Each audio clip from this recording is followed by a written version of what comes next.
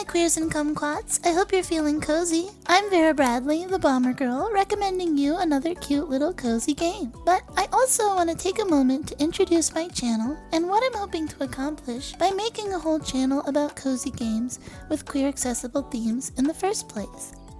I live in a part of the United States that is poorly planned. It's far away from the rest of civilization, almost bereft of any visible queer culture whatsoever. It's not a place that you see trans flags, progress flags, or even rainbow flags in the windows of businesses in the ways that you would in gay districts in most other large American cities, or say the entirety of Seattle, which I wouldn't have understood if I didn't travel around the country last year. I've spent a lot of my life on the internet seeking to group up with other people who understand my circumstances and can relate to my story. But that story changed considerably when I started transition, and it changed a lot of my relationships and the way that I was looked at in online communities, and made it a lot harder for me to keep roaming the same sectors of the internet. Unlike most things that we talk about online, being transgender isn't a hobby or even really a specific lifestyle. It's a state of being that's hard to pin down, and most of the community surrounding transgenderism online is focused on the experience of being trans in and of itself, or comments on media that itself comments on the experience of being trans in meaningful ways, whether intentfully or not. And I am a fan of that type of content, but what I really enjoy the most are analytical videos that attempt to understand a work of art holistically, not just focusing on a certain subset of its themes. But when it comes to making analytical content about games, it can be incredibly easy to make enemies of audience members who have had very different experiences from yourself with those games, especially if an aspect of your analysis is indebted to the identity of yourself as a commentator, and if the viewer doesn't identify similarly. I don't think I need to go into the gory details because I'm sure that most of you have tried to talk about video games on the internet, and you've run into vitriol even unexpectedly in places like conversations about the calmest and comfiest games. The types of gamers that leave those types of comments, I want them to run away at the sight of my channel.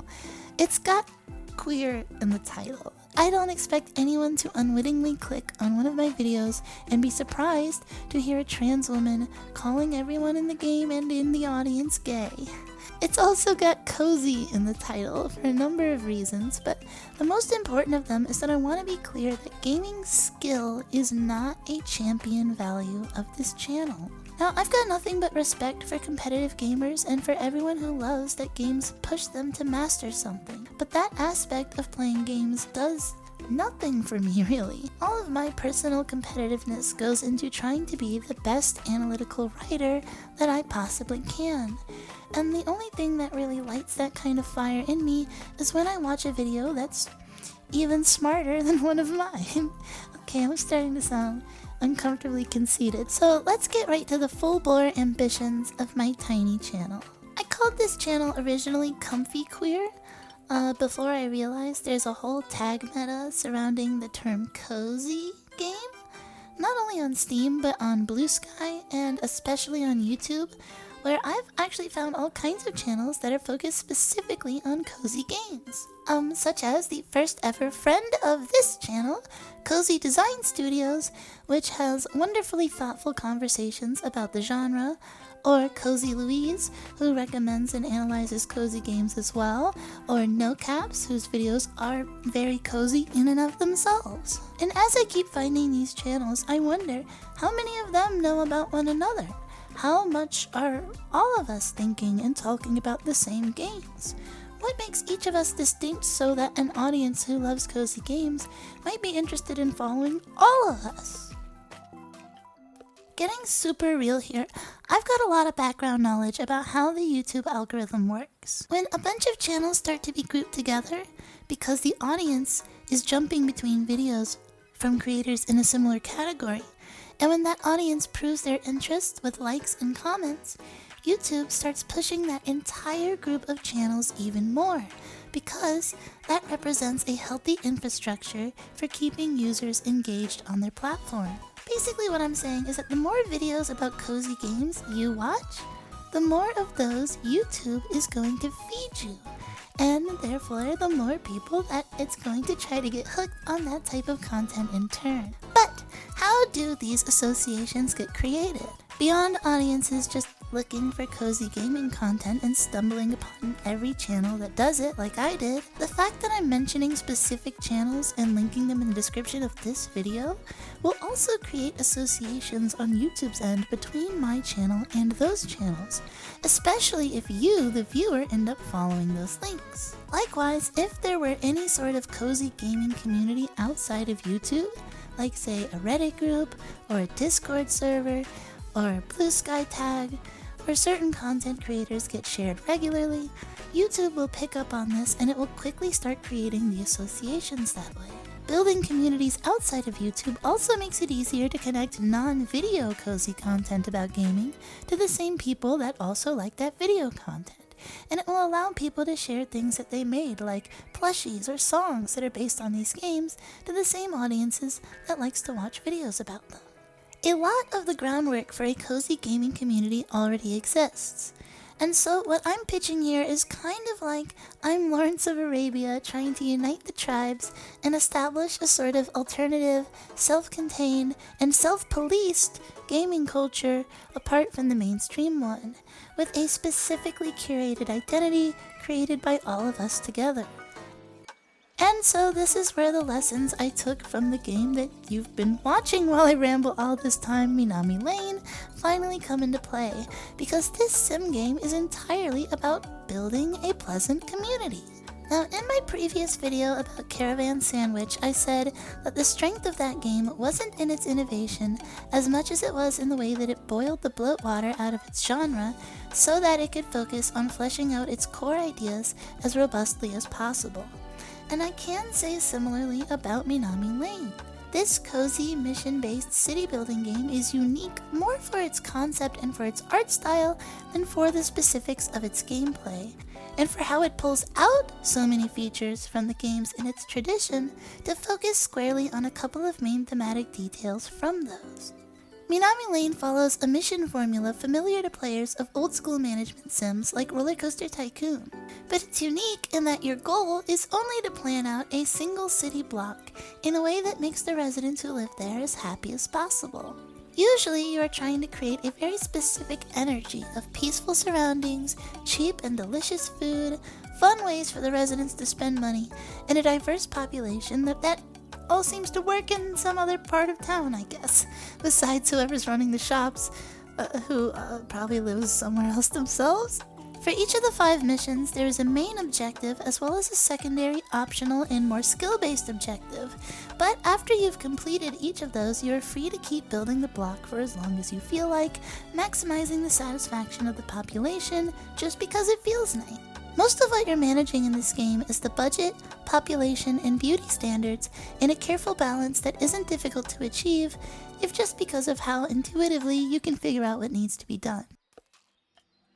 Building a park for every couple of buildings, spending a little extra to beautify everything, picking up trash over the course of a day, and making sure you don't overpopulate your street will keep the beauty standards high. You can literally read the minds of your citizens to see how they feel about shopping and eating in the stores on your streets, and you can customize what's sold in those places accordingly, including their price. All of which is pretty easy to figure out since the citizens will tell you exactly what they love and hate about your stores. You might have to watch how you spend your money to net some of the bonus goals in the stages, but I don't know if it's even possible to fail the main objectives of the stages as long as you keep trying, and I feel like you'd have to play this game really badly not to skate through most of the mission objectives in this game that I probably would have enjoyed as much to play when I was like 10 years old. It's not hard.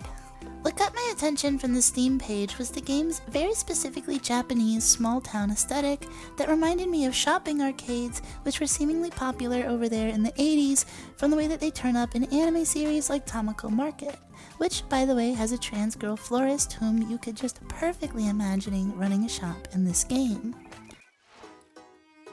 On each day of each mission, you can click on the tanuki to get some extra cash as you build up ramen shops, onsen, konbini, boba cafes, and other very Japanese types of businesses specifically. I don't know how it is that I've come to play 2 French games with heavy Japanese influences localized in English for the first 2 videos on my channel, but Doot and Bleebloop are a couple from France who developed this game together.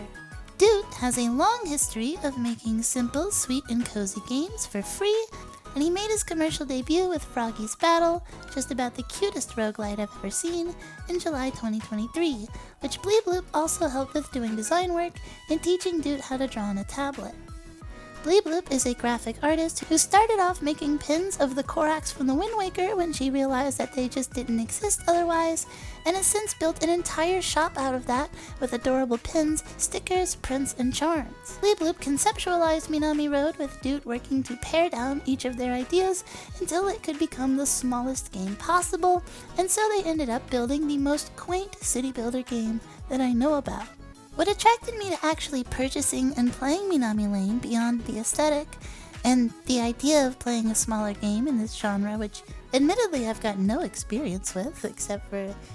a couple hours of Reciteer a decade ago, is the fact that the central game loop is so squarely centered around responding to feedback from the people in your community. Now, this next statement will probably sound totally insane to some of you, but my favorite thing about making content on the internet by far is getting to read the comments. In the early stages of my time online, I felt like I was shouting into a void, posting on blogs and forums that I couldn't really be convinced anyone was actually reading unless they left a response. And if that response was thoughtful and considerate, it made me feel like I'd been successful in communicating in a way that I rarely found the opportunity to be able to do in my offline daily life. I encountered plenty of failure, and of course a heavy dose of bullying over the years, but the amazing conversations that I've gotten to have online have also defined my character and shaped my growth as a person all the way deep into adulthood. When I published my caravan sandwich video, I really had no idea how I was going to get anyone to watch it,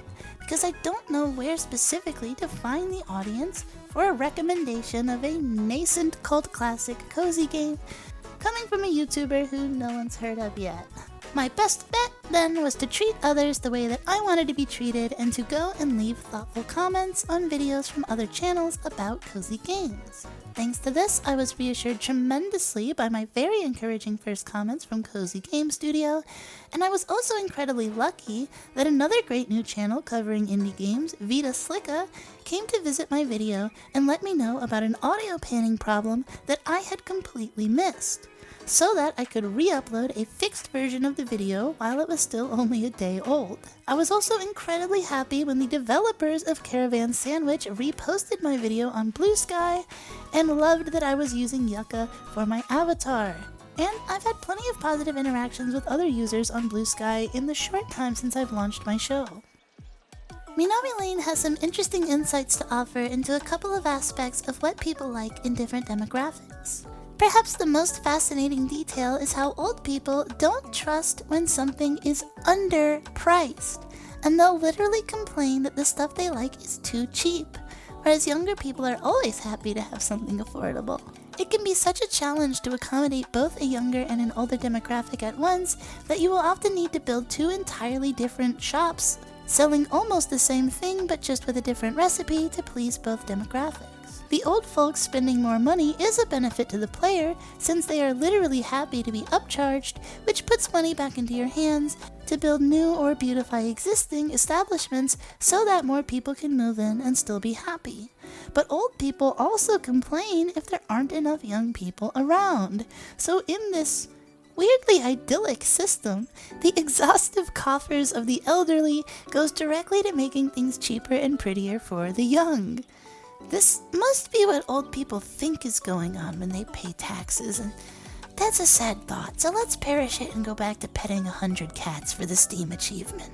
Another somewhat sad thought is that the beauty of your street matters a lot to the satisfaction of your populace. Now, I call this sad not because I think it's a bad thing. I'm a huge fan of beauty in my surroundings as well, but it does come a little close to making the whole cutesy veneer of this game border on dystopian once you start remembering how difficult it is to convey beauty in real life, especially in terms that other people are going to appreciate. I probably won't show my own self on camera in these videos, at least for a long time, because I'm not really happy about the way I look enough to think that it would not just make the video worse for myself. And also for some viewers who might feel bad when they realize they don't want to look at me. If I had the confidence in myself to appear on video casually, I probably would, but I would need to do a lot of extra work that I'm not really interested in doing to make the live action parts of my video look decent, and I'd really rather dodge that entire style of video. Hopefully the depth of the personalization in my writing will help you to recognize me for the beauty in my heart that must be searched for in my face and found only deep in the back of my eyes. Okay, I promise I'm going to stop seeding uncomfortable topics into this cozy game video now, but if I don't give you a little bit of that purple feeling that one of my favorite analytical channels, B-Mask, talked about ages ago in their Peter Pan video, then you won't remember my videos ages from now. And you will. Another thing that drew me to this game is that it's short. And I am a lot more likely to play through an entire game that I can do in a day or two than I am to stick with a game over the course of an entire week or more. Part of the difficulty I have with a lot of video games is that I tend to get more out of thinking about media than I do just with purely engaging with it. But I also have a very short attention span, and so I need my games to be fairly fast-paced to keep up with a brain trained mostly on cartoons and music. There are games with fascinating mechanics like the From Software RPGs, which I've spent hundreds of hours talking about over the years with friends and through watching analysis and gameplay videos ad nauseum.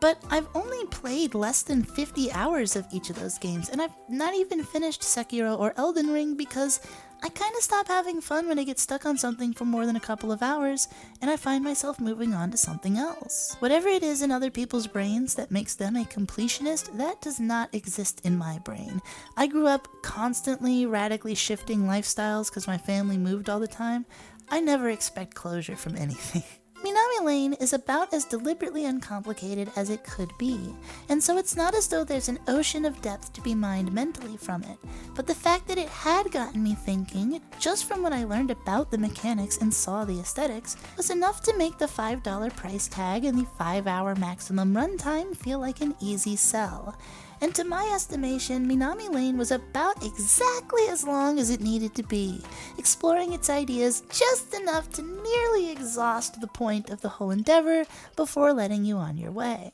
Before I forget to mention it, because it's always hard to find a place to talk about the soundtrack in a game review, I've got to shout out Zaku for the phenomenally chilled out, upbeat jazz pop soundtrack that had me straight up singing and rapping over songs mid-game. There's a particular rhythm to this game's play that encourages patience in a laid-back mentality, and the music is what puts me in that headspace before I even start playing the game. It's one of those experiences where you feel like you can hear the sound effects in your head when you're just listening to the OST after playing it, which I think is a power granted maybe more especially when the soundtracker is also the sound designer for the game, like in this case. I also want to give a shout out to the English localization team who did a great job, considering that they would have needed to understand French and English and a level of Japanese cultural reference,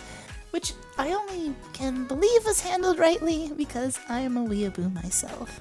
My favorite thing about the play experience of this game was reading the thoughts of the pedestrians and moving things around to their tastes. But those were also the facets that started to unravel as the game went on, such that it felt like I was pushing the concept to its limits. I love that the names and voices and sprites and inner thoughts of the NPC are randomized, leading to plenty of them expressing LGBT feelings, which would be identical to the thoughts of characters that aren't explicitly LGBT, just by virtue of characters who look different ways having thoughts like, I think I have a crush on my roommate, she's so cool.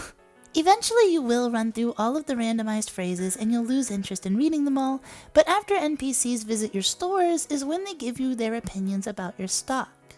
Given all the layers of cultural boundaries between myself and the conceptual realm of this game, it was hard for me to tell just how much the logic of the NPC's tastes was supposed to be based on real-world taste. For instance, I assumed that manga would appeal to younger people while novels appealed to older ones, and that young people would prefer pork in their ramen, whereas old people might prefer shrimp, and all of those things proved true in the first stages of the game. In the later stages, though, there are parts where demographic tastes start to shift, and you'll find old people start enjoying manga or asking for more pork in their ramen, while young people move on to something new. Now, at first I wasn't sure if I liked that, because it made it feel like the tastes of the villagers were more random than I had first thought, but there also does seem to be an implication that while you only experience like a month or so at the most in each mission, maybe each day that you're experiencing is actually a lot more spread out. Because sometimes younger residents will age into being older residents, meaning that maybe the tastes are shifting because the kids that were reading the manga at the start are implied to have grown up into manga-loving seniors later in the game.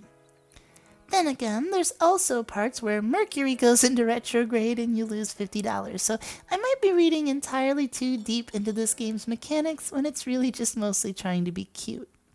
I told you I get even more out of thinking about games than playing them a lot of the time. My run through Minami Lane was just under 4 hours long. I think I could have gotten the rest of the trophies in another hour or two, but I think I would have become frustrated, mostly just because the customization options for the town's aesthetic are a little too consistent and underwhelming to really build anything that you haven't already seen by the end of the 4th mission. Actually, the 5th mission basically just exists to exhaust all of the concepts that you run through in one epic stretch run that ends in summoning yokai to your friendly road. The implication that maybe we could make the human world nice enough for spirits to return to our favor feels very Studio Ghibli inspired to me, especially with all the tanuki imagery in this game bringing to mind their classic historical epic Pompoko, or even the themes of films like Princess Mononoke and the color palette aesthetics of Spirited Away. Now, before I wrap up this review, I want to thank a couple of channels that really helped me a lot with trying to find a voice for these videos, namely A. Lillian and Fairy Princess Lucy, each of whom uses a similar style of VTubing to discuss lifestyle adjustments that can help transgender and neurodivergent people to lead more comfortable lives. I've got a lot of psychological adjustment to make before I could speak like this even more often, but this channel is a critical practice in voice training for me, and if you like the way that I sound and you want to practice talking like that as well, I encourage you to read my sentences along with me using the text version of this video, which I'm going to post up on this new Substack blog called Cozy Queer Gaming, just like the YouTube channel. This is where I will keep all of my scripts for these videos, and also where you can support my channel financially if you would like to become a paid subscriber. I've got a very long way to go before I can enable this channel for monetization, so I would be endlessly grateful to anyone who shares my video, and I'm going to respond to every comment posted on any of this channel's videos. If you can show me that you've shared my content somewhere, I will gladly give you and the community that you shared it to a shout out in the next video that I make on your request. Thank you again to Cozy Game Studio, who just put out a new video about cozy mobile games right at the time of this writing, and to Vita Slicka with a video that you should see called Creating is Peak Gaming, and also to anyone else that becomes a subscriber after seeing this video. If you can't wait for more comfy game news or recommendations, I am trying to follow all of the comfy game developers on Blue Sky and to repost their work, so you can follow me on there to keep up with all the stuff that I'm keeping up with, and you should also let me know what games you want to see me dive into the most, or who I need to be following in the comments. Alright, thank you again for watching. I've been Vera Bomber Girl Bradley, inviting you to keep cozy and cuddle on, my queers.